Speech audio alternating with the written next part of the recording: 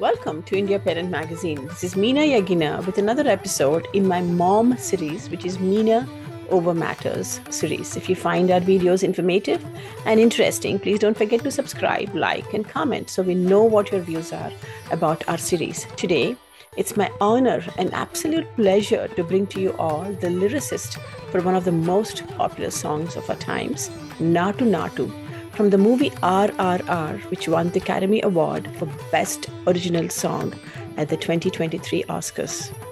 The 95th Academy Award ceremony was held in March 2023. The song was composed by M.M. Keeravani Garu with lyrics by Chandra Bose Garu. It was the first Indian film song to win the honor.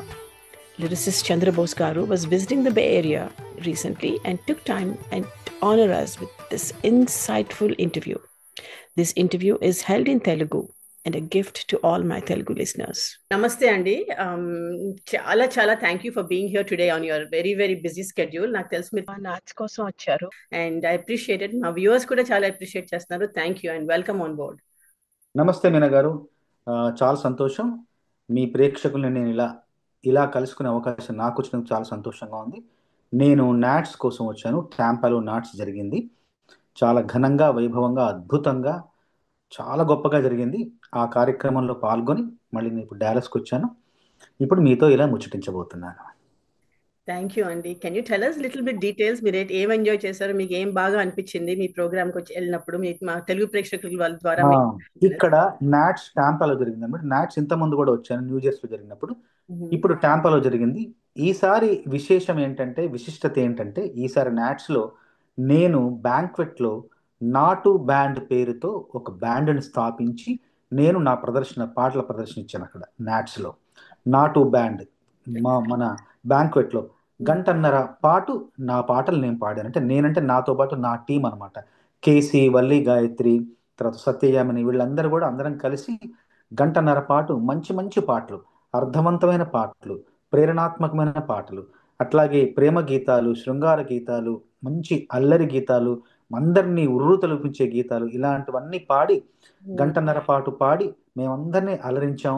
మంచి స్పందన, మంచి ప్రశంసలు, మంచి అభినందనలు కూడా పొందాం. దానికి చాలా ఆనందంగా ఉంది. ఎందుకంటే నేను ఎప్పుడైనా సరే వేదికల మీద మాట్లాడుతుంటాను, లేదంటే అప్పుడప్పుడు నా పాటల గురించి చెబుతుంటాను తప్ప ఇలా పాటలతో కూడిన కార్యక్రమాన్ని ప్రదర్శించడం ఒక బ్యాండ్ రూపంలో ఇది మొదటిసారి, ప్రప్రథమం. చాలా ఘన విజయం సాధించింది మా ప్రదర్శన. చాలా చాలా ఆనందంగా ఉంది, సంతృప్తిగా ఉంది. దట్స్ వండర్ఫుల్ అండి. మీరు ఎక్కడుంటే అక్కడ, నేను నోటీస్ చేశాను మీరు మిమ్మల్ని ఇక్కడ కలిసినప్పుడు, ఎక్కడుంటే అక్కడ సందడే. మీరు మీ హ్యూమర్ ఐ మీన్ ఎక్సలెంట్. చాలా మంది కొంచెం సీరియస్ గా ఉంటారు, కానీ మీరు లిరిక్స్ తో పాటు పాటలతో పాటు యూనో చాలా చక్కగా మాట్లాడతారు కూడా. That's your I think special. చాలా సరదాగా మనం హాయిగా కబుర్లు చెప్పుకుంటూ, పాటలు అనగానే పూర్తిగా ఏదో గంభీరంగా కాకుండా తేలికపాటి వాతావరణంలో చక్కగా హాస్యస్ఫూరకంగా సరదాగా ఉంటే ఆ మాటలు కావచ్చు, ఆ భావాలు కావచ్చు, 10 కాలాల పాటు ప్రేక్షకుల మదిలో, శ్రోతల మదిలో ఉండిపోతాయి. అందుకోసం నేను సరదాగానే చెప్తుంటాను, సరదాగానే మాట్లాడుతుంటాను, అందరితో స్నేహపూరిత వాతావరణాన్ని సృష్టిస్తాను. వెరీ నైస్ అండి. అండ్ నేను మీ పాటలు అంటుంటే నాకు అనిపిస్తుంది, మీరు can we start the programme with your most నాకు ఫేవరెట్ సాంగ్ అండి. అండ్ ఐఎమ్ ష్యూర్ చాలా మందికి అడగండి, ఏ పాట అడగండి. యాంథమ్ అని నేను అనుకుంటాను. అదే అఫ్ కోర్స్ మౌనముగానే ఎదగమని. అది కొంచెం మా ప్రేక్షకుల కోసం మీ నోటి ద్వారా మంచి పాటతో మన కార్యక్రమాన్ని ప్రారంభించడం చాలా ఆనందంగా ఉంది. ముఖ్యంగా మౌనంగానే ఎదగమని పాట నా జీవితంలో నేను మరచిపోలేని, మరపురాని గీతం అది. ఎందుకంటే నేను ఇప్పటికీ నా ప్రయాణం, నా ప్రస్థానం ప్రారంభమై 31 ఏళ్ళు పూర్తయిందంటే 31 సంవత్సరం నడుస్తుంది. 30 ఏళ్ళు పూర్తయి 31 సంవత్సరం నడుస్తుంది. ఈ 31 సంవత్సరాల్లో 870 సినిమాల్లో 3800 పాటలకు పైగా రచించాను నేను. ఈ 3800 పాటల్లో నన్ను గొప్పగా ఒక శిఖరం మీద నిలబెట్టిన పాట, శిఖరాయమానమైన పాట మౌనంగానే ఎదగమనే పాట. ఎందుకంటే ఈ పాట కేవలం పాట కాదు, పాడిన తర్వాత దీని గురించి చెప్తా. ఈ పాట కాదు, పాట మాత్రమే కాదు, ఏంటి అన్నది పాడిన తర్వాత చెప్తా. మీకోసం, మన ప్రేక్షకుల కోసం, మన శ్రోతల కోసం. చెమట నీరు చిందగా నుదుటి రాత మార్చుకో, మార్చలేనిదేదీ లేదని గుర్తుంచుకో. పిడికిలే బిగించగా చేతి గీత మార్చుకో. మారిపోని కథలే లేవని గమనించుకో. తోచినట్టుగా అందరి రాతను బ్రహ్మే రాస్తాడు. నచ్చినట్టుగా నీ తల రాతని నువ్వే రాయాలి. నీ ధైర్యాన్ని దర్శించి దైవాలే తలదిల్చగా. నీ అడుగుల్లో గుడి కట్టి స్వర్గాలే తరించగా. నీ సంకల్పానికి ఆ విధి సైతం చేతులెత్తాలి. అంతులేని చిరుతలకి ఆదినో కావాలి. మౌనంగానే ఎదగమని మొక్క నీకు చెబుతుంది. ఎదిగిన కొద్దీ ఒదగమని అర్థమందులో ఉంది. అపజయాలు కలిగిన చోటే గెలుపు పిలుపు వినిపిస్తుంది. ఆకులన్నీ రాలిన చోటే కొత్త చిగురు కనిపిస్తుంది. దూరమెంతో ఉందని దిగులు పడకు నేస్తమా. దరికి చేర్చుదారులు కూడా ఉన్నాయిగా. భారమెంతో ఉందని బాధపడకు నేస్తమా. బాధ వెంట నవ్వుల పంట ఉంటుందిగా. సాగర మదనం మొదలవగానే విషమే వచ్చింది. ఇసుగే చెందక కృషి చేస్తేనే అమృతమిచ్చింది. అవరోధాల దీవుల్లో ఆనంద నిధి ఉన్నది. కష్టాల వారధి దాటిన వారికి సొంతమవుతుంది.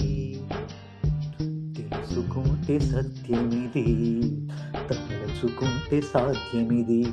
మౌనంగానే ఎదగమని మొక్క నీకు చెబుతుంది. ఎదిగిన కొద్దీ ఒదగమని అర్థమందులో ఉంది. అపజయాలు కలిగిన చోటే గెలుపు పిలుపు వినిపిస్తుంది. ఆకులన్నీ రాలిన చోటే కొత్త చిగురు కనిపిస్తుంది.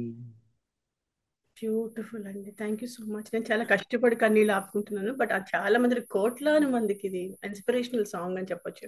నా యాంథమ్ ఇది. నేను ఎప్పుడైనా కొంచెం డౌన్ లో ఉంటే నేను ఈ పాటే వింటూ ఉంటాను. Thank you so much. చాలా సంతోషం అండి. ఈ పాటను ఆదరించిన ప్రతి ఒక్కరికి చేతులెత్తి నమస్కరిస్తున్నాను. ఎందుకంటే ఈ పాట పాట మాత్రమే కాదు అన్నాను. ఆ విషయానికి వస్తున్నా.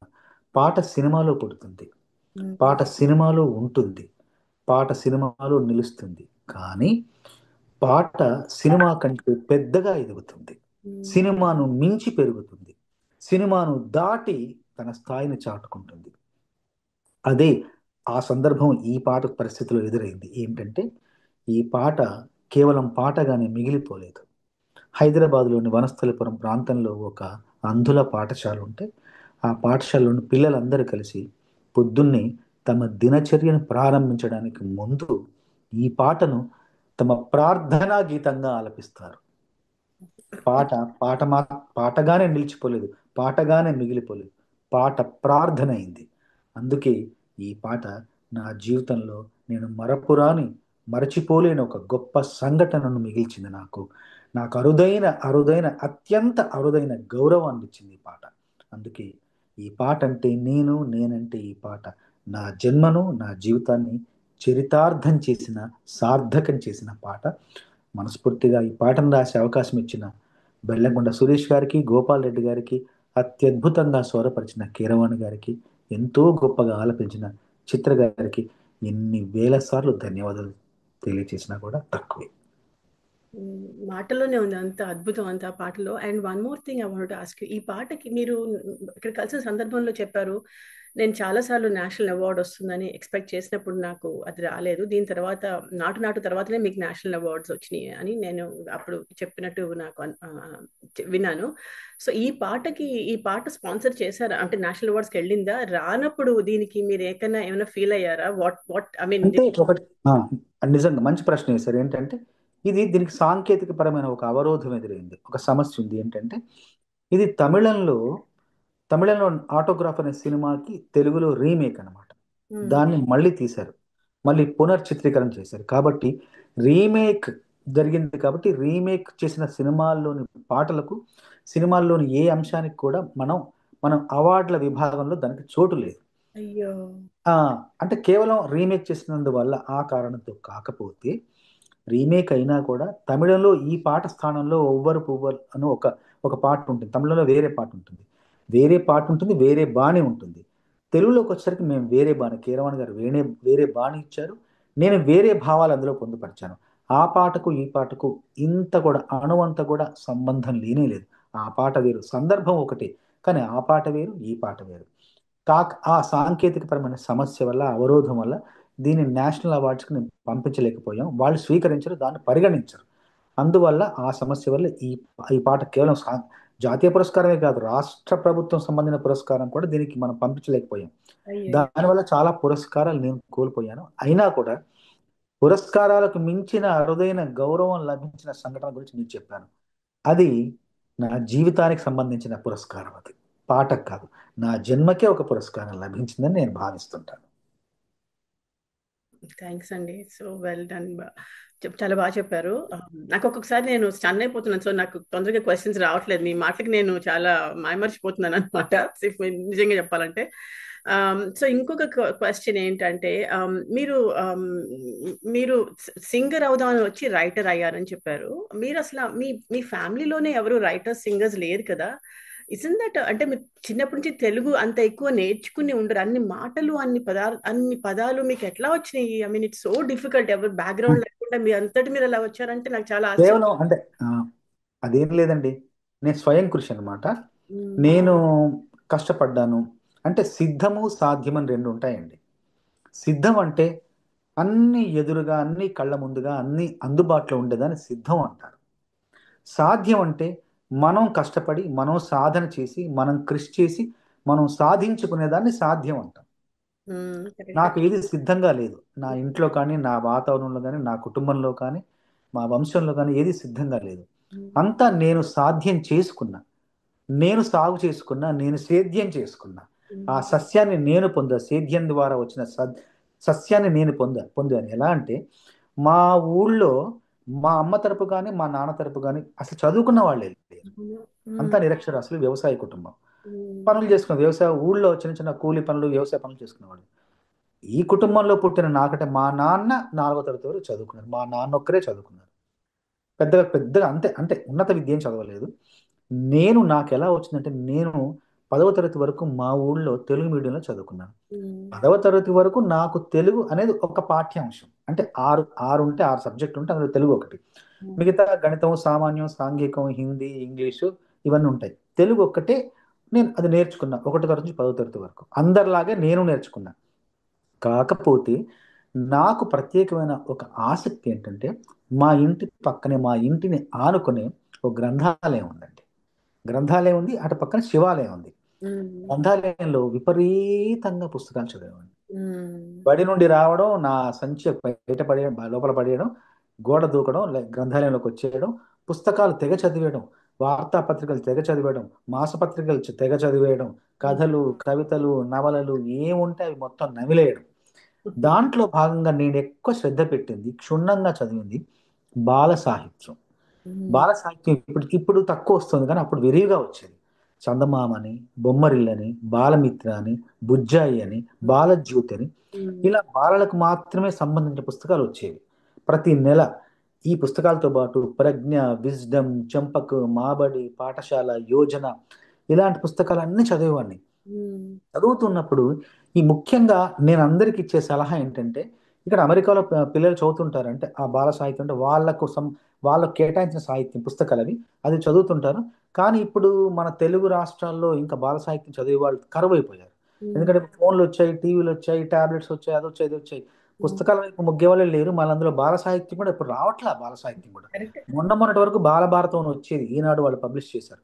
అది కూడా ఇప్పుడు రావట్లేదు, ఎందుకంటే ఎవరు చదవట్లా. అవును. నేను ఇచ్చే గొప్ప సూచన, అమూల్యమైన సలహా ఏంటంటే బాల సాహిత్యాన్ని చదవండి. బాల సాహిత్యమే అన్ని సాహిత్యాలకు పునాది, అన్ని సాహిత్యాలకు నాంది బాల సాహిత్యమే. బాల సాహిత్యంలో అన్నీ ఉంటాయి. అది చదివితే ఇంకా నీ జీవితంలో ఏది చదవాల్సిన పని లేదు. ఎందుకు అంటే బాల సాహిత్యంలో ఉండే అంశాలు ఏంటంటే 4 అంశాలు ఉంటాయి. ముందు మొదటి అంశం ఏంటంటే పద సంపద ఉంటుంది. మనం చిన్నప్పుడు ఆ పుస్తకాలు చదువుతుంటే రకరకాల పదాలు, పద సంపద, శబ్ద సంపద విపరీతంగా ఉంటుంది. ముందు ఆ పదాలు, రకరకాల పదాలు. నింగి అంటే, నింగి అనే మాట ఒక్కటే కాదు. నింగి అంటే ఆకాశం ఉంటుంది, ఆకాశం ఉంటుంది, తర్వాత ఆకాశం అని ఉంటుంది, ఇంకోటి గగనం ఉంటుంది. ఒక 4-5 పదాలు, పర్యాయ పదాలు వస్తాయి. ఒక మాటకి ఇంకో 4-5 పదాలు ఇంకేముంటాయి. సముద్రం అంటే సాగరం ఉంటుంది, కడలి ఉంటుంది, ఇలాగా మున్నేరు అని, వారాసి అని చెప్పేసి, ఇలా ఒక మాటకి 10 మాటలు మనకు అందులో మన మనకు తెలుస్తూ ఉంటాయి. ముందు ఈ పద సంపద, శబ్ద సంపద మన సొంతం అవుతుంది, మొదటి అంశం. రెండవ అంశం వాక్య నిర్మాణ వాక్య నిర్మాణం. అందమైన వాక్య నిర్మాణ శైలి ఒకటి మనకి ఏర్పడుతుంది. అంటే మనం చదువుతుంటే వాక్యాలు అందంగా నిర్మించుకుంటూ రాసిన వాళ్ళు అందంగా నిర్మిస్తారు. పిల్లలకు అర్థం అవ్వాలంటే సూటిగా ఒక వాక్యాన్ని నిర్మిస్తారనమాట. ఆ వాక్య నిర్మాణ నైపుణ్యం మనకు అలవడుతుంది. అంటే చదివే వాళ్ళకి కానీ వినే వాళ్ళకి కానీ మనసులకు హత్తుకునేలా ఎలా వాక్యాలు ఉండాలి, ఎలాగ నిర్మించాలి దాన్ని, ఆ నైపుణ్యం తెలుస్తుంది. మొదటిది శబ్ద సంపద, రెండోది వాక్య నిర్మాణ నైపుణ్యం, మూడవది అతి ముఖ్యమైనది ఊహాశక్తి, ఇమాజినేషన్ పవర్. ఊహాశక్తి, కల్పనా చాతుర్యం. అంటే మనకు మనం కొత్త కొత్తవి కల్పించుకోవడం, కొత్త కొత్త ఊహించుకోవడం, కొత్త కొత్తవి సృష్టించుకోవడానికి అందులో ఎక్కువ మనకు అవకాశం, ఆస్కారం లభిస్తుంది. ఎందుకంటే సినిమా చూస్తున్నప్పుడు, టీవీ చూస్తున్నప్పుడు మనం కళ్ళకే పని చెప్తాం. పుస్తకం చదువుతున్నప్పుడు కళ్ళతో పాటు మెదడు కూడా పని చెప్తాం. ఎందుకంటే ఊహించుకుంటాం. ఒక కోణ, ఒక చీకటి, అడవులు, కొండలు, జలపాతాలు, పర్వతాలు, ఒంటి ఒంటి ఒంటి ఒంటి కన్ను రాక్షసుడు, ఒక మేడ, ఒంటి మేడ స్తంభం, ఇవన్నీ మనకు భైరవ కోణ, ఆ కోణ, ఈ కోణ, రెక్కల గుర్రం, పగడపు దీవి అనగానే మనదంటూ మన కొత్త లోకాన్ని, మన సినిమాని మనం సృష్టించుకుంటాం. మన రంగుల అమరిక, మన రంగులు, మన వర్ణాలు, మన వాతావరణం అంతా మనం సృష్టించుకొని మన సినిమాను మనం తయారు చేసుకుంటాం. మన బుర్రకు పని చెప్తాం, మన మేధస్సుకు, మన ఊహాశక్తి అందులో పెంపొందించబడుతుంది. ఊహాశక్తి, కల్పనా చాతుర్యం పెంపొందించబడుతుంది. ఇక నాలుగవది రుజువర్తన, రుజు ప్రవర్తన, సత్ప్రవర్తన. అంటే మనం ఏ కథ చదివినా, ఏ అంశం చదివినా చిట్ట చివరికి వచ్చేది ఏముంటుందంటే చెడు పైన మంచి విజయం, లేదంటే చెడ్డవాళ్ళు మంచివాళ్ళుగా మారిపోవడం. ఇది ముక్తాయింపు ఏ కథకైనా.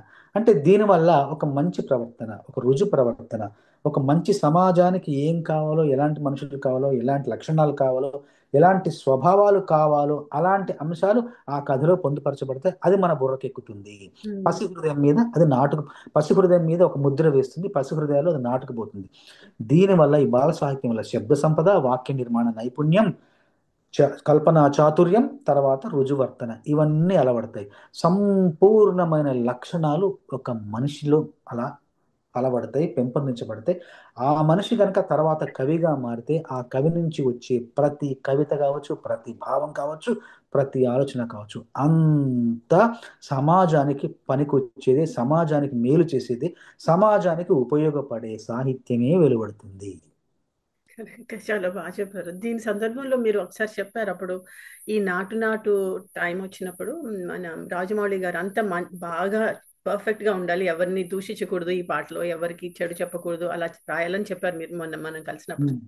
నాటు పాటప్పుడు ఏంటంటే ఆయన చెప్పింది ఏంటంటే, నాటు పాట కోసం పిలిచినప్పుడు సందర్భం చెప్పి, రాము ఇక్కడ నుండి వస్తాడు, భీము తెలంగాణ నుంచి వస్తాడు, రాము ఆంధ్రప్రదేశ్ నుంచి వస్తాడు, వీళ్ళిద్దరూ ఒక ఒక పాపను రక్షించే క్రమంలో ఢిల్లీ వస్తారు. అప్పుడు ఒకానొక సందర్భంలో వాళ్ళకు ఒక చిన్న అవమానం ఎదురవుతుంది. వాళ్ళ నాట్యం మీద, వాళ్ళ నేపథ్యం గురించి వాళ్ళకు ఒక అవమానం ఎదురవుతుంది.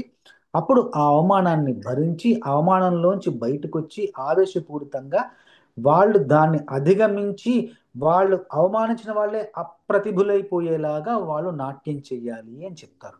ఇప్పుడు ఈ నాట్యం చేసినప్పుడు ఏం పాడాలి అన్నది మాత్రం చెప్పాల. అవును. కానీ ఏం చెప్పకూడదు, ఏం పాడకూడదో చెప్పారు. ఉమ్, ఏమన్నారంటే, మీరు ఏదైనా రాయండి, కానీ ఏది రాయకూడదంటే అక్కడ చుట్టూ ఉన్న వాళ్ళని అవమానించకూడదు, ఉమ్, ఎదురుగా ఉన్న వాళ్ళని హేళన చేయకూడదు, ఉమ్, దుర్భాషలాడకూడదు, దూషించకూడదు, వెక్కిరించకూడదు. నీ గురించి నువ్వు చెప్పుకో, ఏం చెప్తావో చెప్పుకో, కానీ ఎదుటిన్న వాళ్ళను తక్కువ చేసి మాట్లాడకూడదు. ఇదొకటే నియమం, ఇదొకటే షరతు అని చెప్పారు. దాంతో అంటే ఆయన ఎంత ముందు చూపుతో చెప్పారు. అదే ఎందుకంటే మన పొరపాటున సారీ పొరపాటున ఆ? డిస్టర్బ్ చేస్తున్నాను. అంటే ఐఎమ్ సారీ మిమ్మల్ని డిస్టర్బ్ చేస్తున్నాను, కానీ ఈ నా అంటే ఆయన ముందు నుంచి ఒకవేళ ఆస్కర్ కోసం మనం అప్లై చేయొచ్చు అనే సందర్భంగా అది అందరు ఏమో చెప్తారా? ఏమో నిజం, నాకు నాకు ఇప్పుడు ఆశ్చర్యం వేస్తుంది. ఎందుకంటే మరి ఆయన మనసులో ఏముందో, అదే. భవిష్యత్తులో ఈ పాట ద్వారా ఏం సాధించబోతున్నారు, ఎక్కడికి మార్గం వేయబోతున్నారు నాకు తెలియదు. ఉమ్, ముందే చెప్పారేమో, ఎందుకంటే అక్కడికే వస్తున్నాను. ఉమ్, ఎందుకంటే ఇలాంటి పాటల్లో, ఈ ఆస్కార్ పోటీకి పంపించే పాటల్లో ఎదుటి వాళ్ళని కానీ పక్క వాళ్ళని కానీ వేరే అంటే కమ్యూనిటీని కానీ ఉమ్, వేరే వాళ్ళని, వేరే జాతిని కావచ్చు, వేరే మనుషులను కావచ్చు, వ్యక్తులను కావచ్చు, తప్పుగా మాట్లాడకూడదు, తక్కువ చేసి మాట్లాడకూడదు అనే నియమం మొదటగా ఉంటుంది. ఉమ్, కాబట్టి బహుశా మరి ఆయన మనసులో ఏముందో అప్పటి నుండి దానికి పునాది వేస్తారో తెలియదు. నాకు ఉమ్, అలా స్పష్టంగా చెప్పారు. చెప్పిన తర్వాత నేను అప్పుడు ఆలోచించాను, ఎదుటి వాళ్ళని ఓకే సరే హేళన చేయను, అవమానించను, మన గురించి మనం చెప్పుకుందాం, మన ఊరు గురించి మనం చెప్పుకుందాం, మన వాతావరణం గురించి, మన నేపథ్యం గురించి చెప్పుదామని మొదలెట్టా. అప్పుడు రాసిన పాట, ఉమ్, పొలంగట్టు దుమ్ములోన పోట్లగిత్త దూకినట్టు, ఉమ్, పోలేరమ్మ జాతరలో పోతరాజు ఊగినట్టు, కిర్రు సెప్పులేసుకొని కర్రసాము చేసినట్టు, మర్రి చెట్టు నీడలోన కుర్ర గుంపు కూడినట్టు, ఎర్ర జొన్న రొట్టెలోన మిరప తొక్కు కలిపినట్టు, నా పాట సూడు నాటు నాటు నాటు నాటు నాటు. ఉమ్, తెలియకుండానే దీంట్లో ఏమున్నాయని ఎన్ని అంశాలు ఉన్నాయంటే, పొలంగట్టు దుమ్ములోన పోట్ల గీత దూకినట్టు అంటే ఒక పౌరుషానికి సంకేతం. పొలం గట్టు మీద ఆ దుమ్ములో పోట్ల గిత్త దూకుతుంటే ఎంత పౌరుషం ఉంటుంది. ఆ దృశ్యం ఎంత ఒక ఒక ఒక ఒక పౌరుషం కానీ, ఒక పోరాట పటిమకు అది ఒక పోరాట పరిమను ప్రదర్శించడానికి అది ఎంత దగ్గరగా ఉంటుంది ఆ దృశ్యం. అట్లాగే పోలేరమ్మ జాతరలో పోతరాజు ఊగినట్టు అంటే పల్లెటూళ్ళలో చేసే మనకు ఒళ్ళు గగుర్పాట కలిగించే ఒక ఊపు, ఒక వేగం, ఒక భక్తి పారవశ్యం దాంట్లో ఉంది ఆ నాట్యంలో. పోలేరమ్మ జాతరలో పోతరాజు ఊగుతున్నప్పుడు ఆ నాట్యం, ఆ పల్లెటూరి వేగానికి, ఆ నాటుతనానికి, ఆ పౌరుషానికి, ఆ వేగానికి అది సంకేతం అనమాట. అట్లాగే కిర్రు సెప్పులేసుకొని కర్రసాము చేసినట్టు ఉమ్, అదొక సాహస కృత్యం. అట్లాగే మర్రి చెట్టు నీడలో ఉన్న కుర్రగుంపు కూడినట్టు అంటే సంఘటిత యువశక్తికి సంకేతం అది. ఉమ్, అట్లాగే ఎర్రజొన్న రొట్టెలోన మిరపతొక్కు కలిపినట్టు, ఎర్రజొన్న రొట్టెలో మిరపతొక్కు కలిపినట్టు అంటే అప్పుడు మన ఆహార అలవాట్లు ఎలా ఉన్నాయి, ఉమ్, మన ఆర్థిక స్థితిగతులు ఎలా ఉన్నాయి, ఉమ్, వాటి ద్వారా మన ఆరోగ్యం ఎలా ఉంది, మన దేహ దారుఢ్యం ఎలా ఉంది, మన వ్యవసాయ నేపథ్యం ఏంటి, ఇవన్నీ అంశాలు తెలుస్తున్నాయి. అంటే ప్రతి ఒక్క వాక్యానికి ఒక అర్థం ఉంది, ప్రతి ఒక్క వాక్యానికి ఒక ఉద్దేశం ఉంది. ఉమ్, ఇలా తెలుసో తెలియకో రాస్తున్నప్పుడు ఇలా ఈ అంశాలన్నీ వచ్చాయి. ఇప్పుడు మాట్లాడుతున్నాను కానీ ఉమ్, వీటన్నిటి గురించి దీంట్లో ఇది ఉంది, దీంట్లో ఇది ఉందని చెప్పేసి, కానీ అప్పుడు రాస్తున్నప్పుడు ఇది ఉండాలని చెప్పి రాయలేదు. అలా వచ్చింది అంతే, దేవుడి దయ వల్ల అలా అలా ఒక ప్రవాహం లాగా వచ్చింది. పాటంతా రాసిన తర్వాత చివరికి రాశాను, ఒక ర్యాప్లో రాశాను ఏంటంటే, చిందు మీద చిందు పడగ చిందుతున్న చెమట చుక్కలు లెక్క పెట్టలేక నిలువు గుడ్లేసుకు చూసేటంత నాటు నాటు నాటు నాటు నాటు నాటు నాటు, ఇంత ఊపు ఇంత ఉడుకు ఇంత హుషారసలు వీళ్ళ కేడ నుండి వచ్చిందని జుట్టంతా పీక్కునేంత నాటు నాటు నాటు నాటు నాటు అని రాశాను. ఉమ్, రాసిన తర్వాత రికార్డ్ చేసిన తర్వాత షూటింగ్కి వెళ్ళిపోయారు ఉక్రెయిన్లో. ఉమ్, ఉక్రెయిన్లో 25 రోజులు 30 రోజులు షూటింగ్ చేశారు. ఉమ్. షూటింగ్ చేస్తూ మధ్యలో రాజమౌళి గారు నాకు ఫోన్ చేశారు. చేసి ఇది "ఏమండి పాట అంతా ఒక సంవత్సరం తర్వాత కదండి మీరు మీరు ఆ, పాట అంతా షూటింగ్ అయిపోయిందండి, ఫోన్ చేశారు ఉక్రెయిన్ నుంచి, ఫోన్ చేశారు షూటింగ్ జరుగుతున్న ప్రదేశం నుంచి ఫోన్ చేసి, ఏమండి పాట దాదాపు అయిపోయింది, ఇప్పుడు మేము ఆ చివరిలో ఆ ర్యాప్ షూటింగ్ చేస్తున్నాం అన్నారు. ఓ సంతోషం అండి, కానీ ఒక చిన్న అనుమానం వచ్చింది అన్నారు. చెప్పండి అన్న. చివరికి మీరు ర్యాప్ ఏం రాశారన్నారు. అంటే చిందు మీద చిందు పడగ చిందుతున్న చెమట చుక్కలు లెక్క పెట్టలేక నిలువు గుడ్లేసుకు చూసేటంత. ఆ తర్వాత ఏమన్నారు, ఇంత ఊపు ఇంత ఉడుకు ఇంత హుషారు అసలు వీళ్ళ కెడ నుంచి వచ్చిందని జుట్టంతా పీక్కునేంత నాటు నాటు. జుట్టు పీక్కోవడం, నిలువు గుడ్లేసి చూడటం కొంచెం తిట్టినట్లేదా అన్నాడు. ఉమ్, అవునండి కరెక్టే అన్న. మరి ఇప్పుడు ఏం చేద్దాం, ఏం చేద్దాం, ఏం లేదు, నాటుకు నిర్వచనం రాయండి అన్నారు. ఉమ్, అమ్మ అనుకొని చెప్పేసి మళ్ళీ గబగబ కూర్చొని, భూమి దద్దరిల్లేలా ఒంటిలోని రకతమంత రంకెలేసి ఎగిరేలా ఈ శైరోయకాయకి నాటు నాటు నాటు నాటు నాటు నాటు నాటు దుమ్ము దుమ్ము దులిపేలా లోపలున్న పానమంత దుముకు దుముకులాడేలా దూకైరో సరాసరి నాటు నాటు నాటు నాటు నాటు అంటూ మళ్ళీ అప్పటికప్పుడు మార్చాను. అంటే దీంట్లో మళ్ళీ నాటు నిర్వచనం ఉంది కానీ మళ్ళీ పక్క వాళ్ళని ఎవరిని మనం ఇబ్బంది పెట్టాలి. ఇలా ఈ మొత్తం పాట పూర్తవడానికి నాకు పట్టిన సమయం అక్షరాల 19 నెలలు. సంవత్సరం మీద 7 నెలలు పట్టింది. 19 నెలలు రాశాను ఈ పాటను. అంటే ఒకే పని మీద ఏకాగ్రతగా, పట్టు వదలకుండా, పట్టు సడలకుండా, ఆశ కోల్పోకుండా, నిరాశకు గురి కాకుండా సంవత్సరం మీద 7 నెలలు, 19 నెలలు ఒకే పనిని కొనసాగించి ఆ పని మీద పక్కకు దృష్టి మళ్లించకుండా ఆ పని మీద మనసు నిమగ్నం చేసి లగ్నం చేసి చేస్తే వచ్చే ఫలితం టూ మచ్. అవునండి, ఆస్కార్. కరెక్ట్. ఆస్కార్ ప్రపంచంలోని ప్రతి సాంకేతిక నిపుణుడు, ప్రతి కళాకారుడి సువర్ణ స్వప్నం, జీవితకాల స్వప్నం. అలాంటి స్వప్నం, నేను స్వప్నంలో కూడా స్వప్నించని స్వప్నం అది. దాన్ని భగవంతుడు మనకు అందించాడు.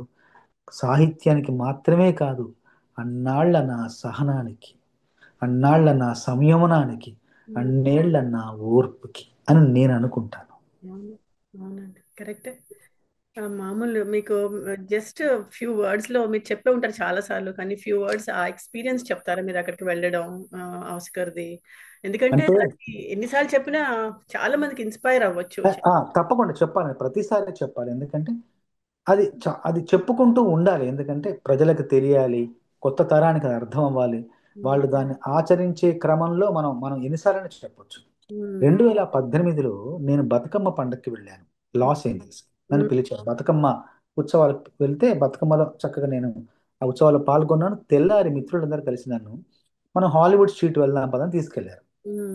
వెళ్ళి ఇక్కడ అన్ని చూస్తూ చూస్తూ చూస్తూ, భయ్యా ఇది డాల్బీ థియేటర్, ఇది ఇక్కడ ఆస్కార్లు ఇస్తారు, లోపలికి వెళ్దామా అన్నారు.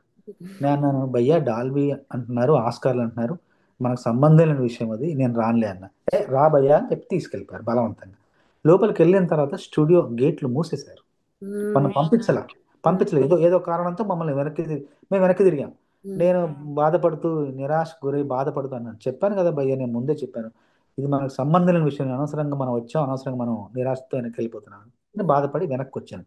2018లో డాల్బీ థియేటర్ నుంచి వెనుదిరిగాను అలా తల వంచుకొని.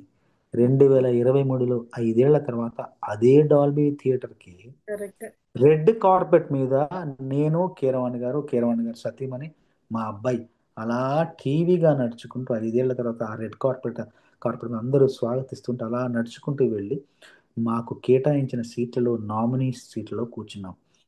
నా సీట్ నెంబర్ J18, 18. J18లో నేను కూర్చున్నాను. J19లో మా అబ్బాయి కూర్చున్నారు. J20లో కీరవాణి గారు, 21లో వల్లి గారు కూర్చున్నారు. నా J18 నుంచి వేదిక మీదకి నడిచి వెళ్ళడానికి పట్టే సమయం 9 సెకండ్లు. ఇది కూడా నాకు మెయిల్లో అకాడమీ వాళ్ళు పంపిస్తారు. మీ సీట్ ఏంటి, మీ సీట్ నుంచి అక్కడికి ఎంతసేపు, మీరు నడవడానికి ఎంతసేపు పడుతుంది, ఎంత వ్యవధి అవుతుందో కూడా పంపిస్తారు. అంత స్పష్టంగా, అంత ప్రస్ఫుటంగా ఉంటారు వాళ్ళు. సరే, ఈ లోపు కూర్చున్న తర్వాత ముందు కాలభైరవ గారు, మన రాహుల్ సిప్లిగంజ్ వీళ్ళు మన పాట పాడారు, నాటు నాటు పాట ప్రదర్శించారు. అందరికి కూడా చక్కగా మంచి స్పందన లభించింది. దాని తర్వాత కాసేపు తర్వాత రిహానా పాడింది, అద్భుతమైన స్పందన వచ్చింది. దాని తర్వాత డ్వాన్ వారెన్ పాడింది కాసేపు తర్వాత. అమ్మో, ఆ డ్వాన్ వారెన్ పాట కూడా అందరు లేచి చప్పట్లు కొట్టారు. నాకు మెల్లగా కంగారు మొదలైంది. ఏంటంటే మనాలు పాడినట్టు బాగా స్పందన వచ్చింది అంటే మనకేదో కొంచెం నమ్మకం పెరిగింది. మళ్ళీ రిహానా పాడితే అలాగే ఉంది, మళ్ళీ డ్వాన్ వారెన్ పాడితే అద్భుతంగా ఉంది, ఏంట్రా బాబు అని చెప్పి మళ్ళీ కంగారు మొదలైంది. ఈలోపు టాప్ గన్ హీరోయిన్ వచ్చింది, లేడీ గాగా వచ్చింది. వచ్చి ఆ అమ్మాయి అద్భుతంగా పాడింది. నేనే లేచి చప్పట్లు కొట్టాలనిపించింది. నాకు ఆ ఆనందంతో పాటు కంగారులోంచి భయం, ఆందోళన పెరిగింది. ఏంటంటే ఈయన ఇలా పాడేస్తున్నారు, ఇంత స్పందన వస్తుంది అని నాకు కొంచెం సన్నగిల్లింది ఆశ. ఇంకా భయం భయం అవుతుంది. ఈలోపు మన విభాగం రానే వచ్చింది. ఏది ఒరిజినల్ సాంగ్ విభాగం వచ్చింది. వచ్చిన తర్వాత ఇక నేను కీరవాణి గారి నా పక్కనే ఉన్నారు, ఆయన చేయి పట్టుకొని ఇలా ఇలా ఇలా నొక్కేస్తున్నా భయంతో. ఏమవుతుంది ఏమవుతుంది, ఇంకా ఇంకా ఒక చిన్న చెమటలు వచ్చేస్తున్నాయి. అమ్మాయి వచ్చేసి ఆర్ యు గైస్ రెడీ అని చెప్పేసి అలా పేపర్ తీసి ఆర్ అనగానే ఒక్కసారిగా లేచి నిలబడి అలాగ 9 సెకండ్ల పాటు నడుచుకుంటూ కీరవాణి గారు నేను వెళ్ళాం.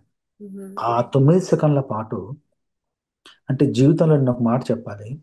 అత్యంత ఆనందం, అత్యంత ఆనందమైనా సరే, అతి తీవ్రమైన విషాదమైనా సరే, అంటే చాలా గొప్ప ఆనందం, చాలా తీవ్రాతి తీవ్రమైన బాధ, ఈ రెండు కలిగినప్పుడు మనుషుల్లో ఎలాంటి స్పందన ఉండదు, స్తంభించిపోతారు, కొయ్యబారిపోతారు, నిర్ఘాంతపోతారు. ఏమి భావాలు పైకి పలికించలేరు, ఇంకా వాళ్ళు ఒలికించలేరు బయటికి. ఎందుకంటే విపరీతమైన ఆనందం వచ్చినా ఓ గెంతులేయలేరు, విపరీతమైన దుఃఖం వచ్చినా కన్నీళ్ళు పెట్టుకోలేము, ఇంకా కన్నీళ్ళు కూడా రావు. కన్నీళ్లు రాని దుఃఖం, నవ్వులు రాని సంతోషం కొన్ని కొన్ని ఉంటాయి జీవితంలో. అలాగా ఆ 9 సెకండ్ల పాటు నాకు ఎలాంటి భావం కలగలేదు. ఒక భావనాతీత స్థితి, ఆలోచనారహిత స్థితి, ఉద్వేగరహిత స్థితి, ఆనందరహిత స్థితి, నిర్వికల్ప సమాధి స్థితి అంటామేమో దాన్ని. ఆ 9 సెకండ్లు ఒక మర మనిషిలాగా, ఒక మర యంత్రంలాగా నడుచుకుంటూ వెళ్ళి ఆ పురస్కారాన్ని ఇవ్వగానే ఇలా పట్టుకున్నాను. నేను ఊహించినట్టుగా తేలిగ్గా లేదు, బరువుగా ఉంది. 4 కిలోల బరువు. పట్టుకోగానే ఏదో ఒక భావం కలిగింది. అలా పట్టుకున్న తర్వాత కీరవాణి గారు 45 సెకండ్లు మాట్లాడారు. మాట్లాడినప్పుడు ఒక సెకండ్ ఏదో మిగిలి ఉందని నాకు అనిపించింది. ఒక సెకండ్ కూడా వృధా చేసుకోవడం ఇష్టం లేక గబుక్కన నమస్తే అన్నాను. అది రికార్డ్ అయింది. మొత్తం 95 ఏళ్ల ఆస్కార్ చరిత్రలో నమస్తే అనే వర్డ్ ఒక తెలుగు మాట, తెలుగు సంస్కృతం నుంచి వచ్చిందని తెలుగు మాట అందాము. ఆ ఒకే ఒక్క మాట, మన తెలుగు భాష నుంచి వచ్చిన మాట, అక్కడ రికార్డ్ అయిన మాట ఆ వేదిక మీద నమస్తే. తర్వాత నేను చాలా సందర్భాల్లో చెబుతూ ఉంటాను ఏంటంటే, చాలా మంది అడుగుతుంటారు, అన్న ఈ ఆస్కార్ బరువు ఎంత అన్నా ఒకసారి చూస్తాం, పట్టుకుంటున్నా చూస్తాం అంటారు. ఆస్కార్ బరువు 4 కిలోలు. 4 కిలోలు. కానీ దాని నిజమైన బరువు ఎంత అంటే 140 కోట్ల భారతీయుల కలల బరువు. 140 కోట్ల భారతీయుల గెలుపు బరువు. 140 కోట్ల భారతీయుల పరువు బరువు అని చెప్తుంటారు తెలుగు వాళ్ళది కూడా. తెలుగు వాళ్ళు కాబట్టి, అంటే ఒక తెలుగు వాళ్ళది కూడా. ఎందుకంటే ఇంకొక మాట చెప్పాలి, భారతీయులకు ఆస్కార్ వచ్చింది, కానీ 95 ఏళ్ల ఆస్కార్ చరిత్రలో భారతీయ చిత్రానికి వచ్చిన మొదటి పురస్కారం మన ఆస్కార్. భారతీయ చిత్రానికి వచ్చింది ఇదే. భారతీయులకు ఇంతకుముందు గాంధీ చిత్రానికి భానుమతి గారికి వచ్చింది అనమాట కాస్ట్యూమ్స్. తర్వాత స్లమ్ డాగ్ మిలియనీర్, అది భారతీయ చిత్రం కాదు, అది బ్రిటిష్ ప్రొడక్షన్ నుంచి ఫారిన్ డైరెక్టర్ వాళ్ళు తీసిన చిత్రానికి వచ్చింది, కానీ మన కథాంశం. కానీ మన భారతీయ చిత్రం, మన భారతీయ నిర్మాణ సంస్థ నిర్మించిన చిత్రం, భారతీయ దర్శకులు, భారత సాంకేతిక నిపుణులు, కళాకారులతో నిర్మించబడిన పూర్తి భారతీయ చిత్రం, సంపూర్ణ భారతీయ చిత్రానికి వచ్చిన మొదటి పురస్కారం మన పాటకు వచ్చిన నాటు పాటకు వచ్చిన ఆస్కారు. థ్యాంక్ యూ అండి. అండ్ నేను ఒక క్వశ్చన్ వేద్దాం అనుకున్నాను. ఏంటంటే బేసికల్గా ఈ నాటు తర్వాత ఆ పాట అంత హైకి వెళ్ళిన తర్వాత మీకు ఇంకా ఏదైనా సాంగ్, నచ్చిన సాంగ్ ఉందా ఈ సమయంలో? దాని తర్వాత సమయంలో మీరు రాసిన సాంగ్ ఏదైనా మీకు నచ్చింది ఉంటే కొంచెం నచ్చిన పాటలు చాలా. పుష్ప 2లో రాశాను, మంచి పాటలు రాశాను. అట్లాగే కల్కిలో మంచి పాట రాశాను. కల్కి కూడా అందులో ఒక మంచి పాట రాశాను. అధర్మాన్ని అని చెయ్యగా యుగ యుగాన జగాన పరి విధాల్లోన ప్రభవించే విక్రమ విరాట్ రూపమితడే. స్వధర్మాన్ని పరిరక్షించగా సమస్తాన్ని ప్రక్షాళించగా సముద్భవించే అవతారమిదే. అధర్మాన్ని అని చెయ్యగా యుగ యుగాన జగాన పరి విధాల్లోన విభవించే విక్రమ విరాట్ రూపమితడే. స్వధర్మాన్ని పరిరక్షించగా సమస్తాన్ని ప్రక్షాళించగా సముద్భవించే అవతారమిదే. చాలా బాగుంది యాక్చువల్గా. అండ్ మీది మీ లైబ్రరీ గురించి కొంచెం చెప్తారా, చంద్రబోస్ గారు? అది మీరు అక్కడి నుంచి ఎందుకు అది మళ్ళీ మీరు తిరిగి కట్టించాల్సి వచ్చిందో, ఎందుకు మీరు దానికి డొనేట్ చేశారో, దాని గురించి ఒకసారి వినాలని మళ్ళీ. తప్పకుండా తప్పకుండా. చిన్నప్పుడు నేను ఆ గ్రంథాలయంలో పుస్తకాలు చదివానని మీకు ఇంతకుముందు మొదటి ప్రశ్నకు సమాధానంగా చెప్పాను. ఉమ్, చందమామ, బొమ్మరిల్లు, బాలమిత్ర, బుజ్జాయి, బాలజ్యోతి, ఇవన్నీ చదివాను. బాల ఉమ్, సాహిత్యం చెప్పాను కదా. వాటికి గుర్తుగా ఆ పుస్తకాల పేర్లు మనసులో అలా సుళ్ళు తిరుగుతూ ఉంటే సందర్భం చూడ పాట రాశాను. ఉమ్, చందమామ కథలు చదివ రెక్కల గుర్రాలుంటాయని నమ్మడానికి ఎంత బాగుందో, బాలమిత్ర కథలు చదివ పగడపు దీవులు ఉంటాయని నమ్మడానికి ఎంత బాగుందో, నా కోసం రెక్కల గుర్రం ఎక్కి వస్తావని పగడపు దీవికి నన్నే నీతో తీసుకెళతావని, ఇక ఏ నాటికి అక్కడే మనం ఉంటామని నమ్మడానికి ఎంత బాగుందో అనే పాట మా గ్రంథాలయానికి గుర్తుగా రాసిన సినిమాల్లో. ఉమ్, అది అది తర్వాత ఈ ఆస్కార్ వచ్చిన తర్వాత మా ఊరు వెళ్ళాను. మా ఊరు చల్లగరిగ, వరంగల్ జిల్లా. ఉమ్, ఇప్పుడు జయశంకర్ భూపాలపల్లి అని జిల్లాలో ఒక ఉమ్, చిన్న గ్రామం చల్లగరిగ అని, అక్కడికి వెళ్ళాను. వెళ్ళిన తర్వాత నాకు సన్మానం సత్కారం బ్రహ్మాండం జరిగింది. ఊరంతా భయంకరంగా కోలాహలం సందడి, రకరకాల కోలాటాలు ఆడుతూ బాగా సందడి చేశాం. ఉమ్, చేసిన తర్వాత దీనికంటే ముందు ఉమ్, నేను మా ఇంటి పక్కనే గ్రంథాలయం అన్నాను కదా, మా ఆవిడకి తీసుకెళ్ళి ఇగో ఇక్కడ నేను చదువుకున్నాను, ఓ ఇది నేను గుళ్ళో నేను మైక్లో పాటలు విన్నాను, భజనలు పాడానని చెప్పి చూపించడం కోసం మా ఆవిడని తీసుకొని గుళ్ళోకి వెళ్ళి పక్కనున్న గ్రంథాలయానికి వచ్చాను. వచ్చి చూస్తుంటే అన్ని గ్రంథాలయ పుస్తకాలు చూస్తుంటే అన్ని పైన పెచ్చులన్నీ ఊడిపోయి కింద పడడానికి సిద్ధంగా ఉన్నాయి. ఉమ్, చూసి ఏంటి, మా ఆవిడ పేరు సుచిత్ర. ఏంటి అసలు మొత్తం ఊడిపోతుంది, చాలా అదిగా ఉంది, శిథిలం అయిపోతుంది, రిపేర్ చేయిస్తే బాగుంటుందేమో, రిపేర్ చేయిద్దాం అనుకుంటున్నాను నేనన్నా. ఉమ్. అప్పుడు మా ఆవిడంది, ఏం రిపేర్ అవుద్దండి, ఇంకా రిపేర్ ఏం కాదు, కొత్తది కట్టించండి అంది. అనడంతో, ఆ సలహా ఇవ్వడంతో మనసులో నిజమే ఒక ఆలోచన వచ్చింది, కొత్త కట్టిస్తే బాగుండని చెప్పి. ఈలోపు ఈ కోలాటాలు పేరెంట్ ఈ మొత్తం హడావిడి సందడి అంతా అయి అలా బడికి వచ్చాం. బడి దగ్గర నాకు సన్మానం. ఉమ్, సన్మానంలో నా ప్రసంగంలో అప్పుడు నేను మొదటగా చెప్పిన మాట ఏంటంటే, ఊర్లో శిథిలం అయిపోతున్న గ్రంథాలయాన్ని కూలగొట్టి దాని స్థానంలో మళ్ళీ కొత్త గ్రంథాలయాన్ని మళ్ళీ పునర్నిర్మిస్తా అని చెప్పేసి వాగ్దానం చేశాను. ఉమ్, అన్న మాట ప్రకారమే కొన్నాళ్లలో, దాదాపు ఒక 5-6 నెలలు పట్టిన సమయం, ఆ ఉమ్, పాత గ్రంథాలయాన్ని కూలగొట్టి మళ్ళీ కొత్తగా మా వెనకాల నా జాగా కొంచెం ఉంటే కలిపి దాదాపు 40 లక్షల ఖర్చుతో ఉమ్. దాదాపు 2000 చదరపు గజాల్లో ఆ, ఆ గ్రంథాలయాన్ని పునర్నిర్మించాను. దాని పేరు ఆస్కార్ గ్రంథాలయం అని పేరు పెట్టాను. వావ్. పేరు పెట్టి, అంటే ఆ గ్రంథాలయంలో పుస్తకాలు చదవడం ద్వారా నేను పైకి ఎదిగాను, ఇంత వాడిని అయ్యాను. మళ్ళీ ఏదో దానికి ఏదో సేవ చేసి, ఏదో దానికి మళ్ళీ దానికోసం నేను డబ్బు వెచ్చించగలిగే సామర్థ్యం నాకు భగవంతుడు ఇచ్చాడు, ఆ ఉమ్. పుస్తకాల నుంచే నాకు వచ్చింది, మళ్ళీ దానికి సేవ చేసే భాగ్యం నాకు కలిగిందని భావిస్తూ ఆ గ్రంథాలయాన్ని పునర్నిర్మించి దాని ప్రభుత్వానికి ఇచ్చి మా నాన్నగారి చేత అది ఆ ప్రారంభోత్సవం చేయించాను. తప్పకుండా. అదే. అండ్ ఆల్సో ఒకవేళ మా ఆడియన్స్ లో ఎవరైనా మీ గ్రంథాలయానికి ఏమైనా సాయం చేయాలి అనుకుంటే, ఏదైనా ఎక్కడైనా ఒక ఏర్పాటు లాంటిది ఉందా అండి? ఏదైనా phone number where they can sell or any information? తప్పకుండా అండి. ఎవరైనా సహృదయులు, విశాల హృదయులు, మంచి మనసున్న వాళ్ళు, సమాజానికి మళ్ళీ తిరిగిద్దాం అనుకున్న వాళ్ళు, అంటే సమాజం నుంచి మనం పొందాం, మళ్ళీ సమాజానికి మనం తిరిగి ఇచ్చే క్రమంలో అలాంటి మంచి ఉద్దేశం ఉన్న వాళ్ళు తప్పకుండా మీ నెంబర్ కింద ఇవ్వండి. ఇంటర్వ్యూ తర్వాత మీ నెంబర్కే ఇవ్వండి. మీ నెంబర్కి పంపిస్తే మీరు నాకు మళ్ళీ ఖచ్చితంగా నాకు పంపిస్తారు కదా. తప్పకుండా దీనికి వారధిగా మీరే ఉండండి, మధ్యలో మీరే ఉండి ఆ ఆ సహాయాన్ని మీ ద్వారానే నేను పొందేలాగా మీరు ఆ అవకాశం కల్పించి మీ నెంబర్ కింద ఇవ్వండి. ఉం? తప్పకుండా అండి. నా సౌభాగ్యం అది. అండ్ ఒక క్వశ్చన్, మీరు మీ మీ మీ మిస్సెస్ గురించి చెప్పారు, సుచిత్ర గారి గురించి. దాని గురించి కొంచెం చెప్తారా? కొంచెం రొమాంటిక్ మూడ్ లోకి వెళ్ళి అసలు ఎలా కలిసారు? ఆవిడకి ఏమన్నా మీరు స్పెషల్ గా ఏదైనా పాట రాసారా? పాట ఉంటే కొంచెం పాడతారా ముందు కొంచెం? సాధారణంగా అమ్మాయి అబ్బాయి ఎక్కడ కలుస్తారని మీరు చెప్పండి. ఒక మూడు మూడు ఇస్తున్నా మీకు. ఏబిసి మేమిద్దరం ఎక్కడ కలిసాం, 1, 2, 3 చెప్పండి. ఏబిసి. నేను మామూలుగా జనాలు అయితే కాలేజీలో కానీ, లేకపోతే ఏదైనా కాదు కాదు, రెండవది ఏదైనా పార్టీలో కానీ. కాదు, మూడవది ఆర్ మన వర్క్ చేసే సందర్భంలో కానీ ఏదైనా ఆఫీస్ లో కానీ అట్లా? కాదు, మూడు కాదు, ఏ కాదు, బి కాదు, సి కాదు, డి ఏంటంటే మేమిద్దరం ఫ్లైట్లో కలిసాం. అయ్య బాబోయ్. ఓకే. ఫ్లైట్లో పరిచయం అంటే తెలుసు, తనెవరో నాకు తెలుసు, నేనెవరో తనకు తెలుసు, కానీ పరిచయం ఇంతవరకు లేదు.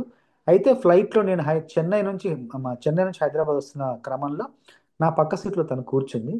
కూర్చుని ఫ్లైట్ టేక్ ఆఫ్ అవుతున్న సందర్భంలో లలితా సహస్రనామం చదువుతుంది. చదువుతుంటే నేను అడిగాను, ఏంటి లలిత సహస్రనామం చదువుతున్నారు, మంత్రాలు చదువుతున్నారంటే తను చెప్పింది ఏంటంటే, తను ఒకసారి చెన్నై నుంచి హైదరాబాద్ వచ్చే ఒక ఫ్లైటు తిరుపతి దగ్గర పొలాల్లో కుప్పకూలిపోయింది. ఆ క్రాష్ ల్యాండింగ్ అయింది ఒకప్పుడు. దాంట్లో నేనున్నాను. అప్పటి నుండి నాకు ఫ్లైట్ ఎక్కుతుంటే ఇలాగా టేక్ ఆఫ్ అవుతుంటే ల్యాండింగ్ అవుతుంటే భయంగా ఉంటుంది. అందువల్ల ఆ భయం పోవడానికి లలితా సహస్రనామం చదువుతుంటా అని చెప్పింది. అలా అలా అలా మాటలు పెరిగి ఉమ్, అలా అలా కబుర్లు పెరిగిన తర్వాత నాకు ఒక మాట చెప్పింది ఏంటంటే, పరదేశి అనే సినిమాలో నేను పాటలు రాశాను అప్పుడు. పరదేశికి తనే ఆ పాటలకు తనే నాట్య భంగిమలు సమకూర్చింది.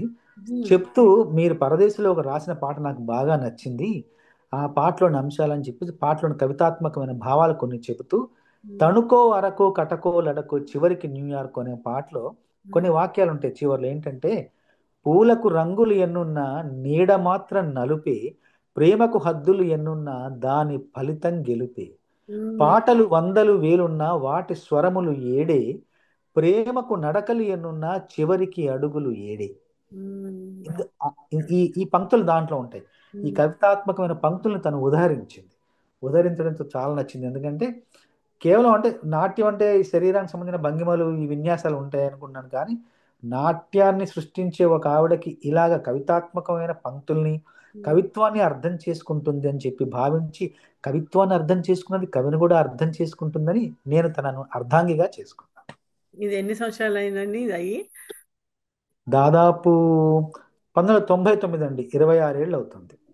వెరీ వెరీ 26 ఏళ్ళుగా దాని తర్వాత ప్రేమ, ప్రణయం, ప్రణయం తర్వాత పరిణయం, పరిణయం తర్వాత కాపురం, పిల్లలు, ఇంకా మా జీవితం ఎంతో ఆనందంగా, ఎంతో సంతోషంగా, ఎంతో సంతృప్తికరంగా, చక్కగా నేను నా వెనకాల నిలబడడం, నా కుటుంబాన్ని తన కుటుంబంగా భావించడం, నేను కేవలం పని మీదే దృష్టి పెట్టేలాగా మిగతా బాధ్యతలన్నీ తను స్వీకరించడం, కుటుంబ బాధ్యతలు, పిల్లల బాధ్యతలు అన్నీ తను చక్కగా చేసుకుంటూ నిర్వర్తించుకుంటూ, నేను కేవలం నా మనసు, నా హృదయం, నా ఆత్మ అంతా పాటల మీద పెట్టేలాగా తన మిగతా పనులను చక్కదిద్దుకుంటూ చక్కబెట్టుకుంటూ హాయిగా మా కాపురం ఇలా ఆనందంగా కొనసాగుతుంది. కె విశ్వనాథ్ గారి మూవీ లాగా కదండి. అది. ఆయన ఆయన హీరో హీరోయిన్ లాగా పాటలు, నృత్యం. And also me future goals ఏంటండి చంద్రబోస్ గారు? ఏంటి మీ ఇంకా జీవితంలో మీకు ఏం సాధించాలని అనిపిస్తుంది? జీవితంలో అంటే ఆ, అంటే సాధించాలని అంటే అంటే ఇది అని ఏం లేదండి. ఇంకా ఎన్నో మంచి పాటలు రాయాలని ఉంది. సమాజానికి పనికొచ్చేలా, సమాజంలో చైతన్యం కలిగించేలా, మనుషుల్లో మార్పు తీసుకొచ్చే విధంగా, మనుషుల్లో సమాజంలో పురోగతి వచ్చే విధంగా, మంచి లక్ష్యాలను ఎంచుకొని మంచి మార్గంలో ఆ లక్ష్యాలను సాధించే విధంగా మనుషులందరూ అలాంటి స్ఫూర్తినిచ్చే పాటలు, అలాంటి ప్రేరణనిచ్చే పాటలు, చైతన్యాన్ని ఇచ్చే పాటలు, నిరాశలో ఉన్న వాళ్ళకు ఆశను పెంచే పాటలు, అంటే నిర్బలులకు బలాన్ని ఇచ్చే పాటలు, ఇలాగ నిస్తేజంగా ఉండే వాళ్ళకు తేజాన్ని పెంచే పాటలు ఇలాంటివన్నీ రాయాలని ఆ, భగవంతుడు నాకు ఆ శక్తి ఇవ్వాలని నేను కోరుకుంటున్నాను. చాలా థ్యాంక్స్. నేను రెండు క్విక్ క్వశ్చన్స్. మీ మీ ఫేవరెట్ పాలిటిషియన్స్ ఎవరండి? నాకు మోడీ గారికి పరమ వీర భక్తుని అంతే. Very good. మోడీ గారు ఇలా అక్కడ ఉండడం వల్లే మన దేశం ఇంత సౌభాగ్యంగా, ఇంత ప్రశాంతంగా ఉంది. అంతా మోడీ గారి చలవ. ఇంకా నిండు నూరేళ్లు మోడీ గారు ఆరోగ్యంగా ఆనందంగా ఉండాలి, నిండు నూరేళ్లు మన దేశాన్ని పాలించాలని నా కోరిక అంతే. నా వ్యక్తిగతంగా నా కోరిక అది. మోడీ గారికి నేను భక్తుని అంతే, చేతులెత్తి నమస్కరిస్తున్నాను. ఓ థ్యాంక్ యూ అండి. ఆయన చాలా సంతోషిస్తారు. అండ్ మీరు మీరు ఆస్కర్ అది గెలిచాక ఆయనతో ఏమైనా కలిసిన సందర్భాలు కానీ ఏమైనా? అంటే ఆయన సందేశం పంపించారు, ట్విట్టర్ సందేశం పంపించారు, వ్యక్తిగతంగా ఒక ఉత్తరం రాశారు. ఆయన కలిసే అవకాశం రాలేదు, భవిష్యత్తులో కలవాలని కోరుకుంటున్నాను. తప్పకుండా కలుస్తారు. అది ఆయన భాగ్యం కూడా యాక్చువల్గా.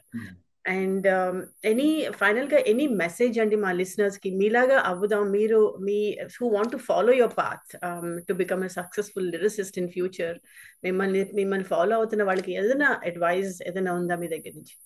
3 వాక్యాలు చెప్తాను, అది నా సొంత వాక్యాలు. కష్టాన్నే ఇష్టపడు, Mm.